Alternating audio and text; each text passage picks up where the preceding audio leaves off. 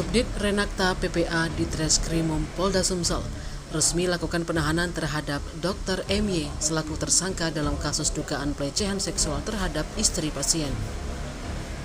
Penahanan itu setelah penyidik menerima hasil uji lab Puslap 4 Mabes Polri terhadap barang bukti alat suntik yang digunakan pelaku untuk membius korban, di mana polisi mengamankan 2 alat suntik yang sudah terpakai dan 2 ampul 5 mili bekas obat midazolam dan 2 ampul 5 mili bekas obat asam tranexamat.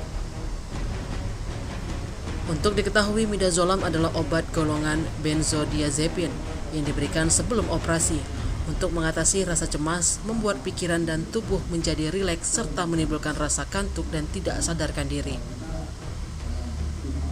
Dari hasil penyelidikan dan pemeriksaan sejumlah saksi, peristiwa yang terjadi pada Rabu malam sekitar pukul 22.30 waktu Indonesia Barat.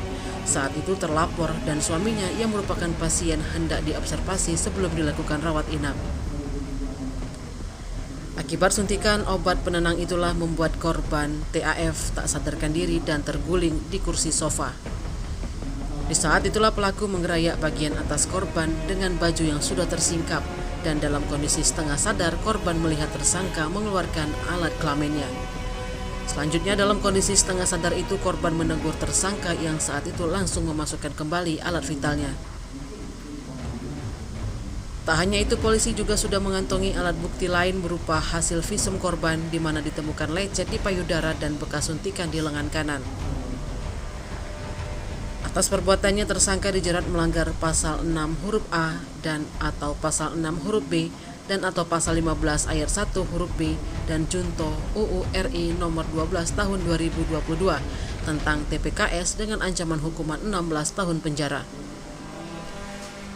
Terlepas itu, Anwar juga merespon terkait munculnya isu perdamaian antara terlapor Dr. MY dan TAF beberapa waktu yang lalu yang menurutnya tidak mempengaruhi proses penyidikan. Sebelumnya, penyidik Subdit PPA Renakta di Treskrimum Polda Sumsel pastikan terus melanjutkan proses penyidikan kasus dugaan tindak asusila yang melibatkan oknum dokter spesialis ortopedi berinisial MY terhadap korbannya, seorang istri pasien.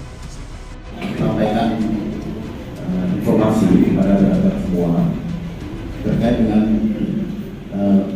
progres dari penanganan penyidikan dugaan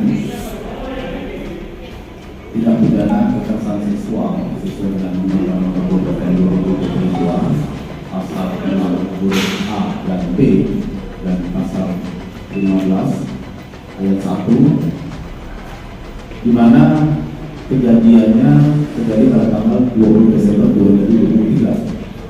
Saya memberikan secara kronologis dulu bahwa ada seorang pasien dengan istrinya, yang mana si pasien ini dia mengalami secara tidak dan sedang dilakukan simulasi terjadi karena habis pasang pen. Pada malam harinya dilakukan simulasi jari oleh seorang dokter yang kita sebut dengan inisial MM. Kemudian setelah melakukan simulasi, si pasien Tim Liputan Sumsel AB TV melaporkan.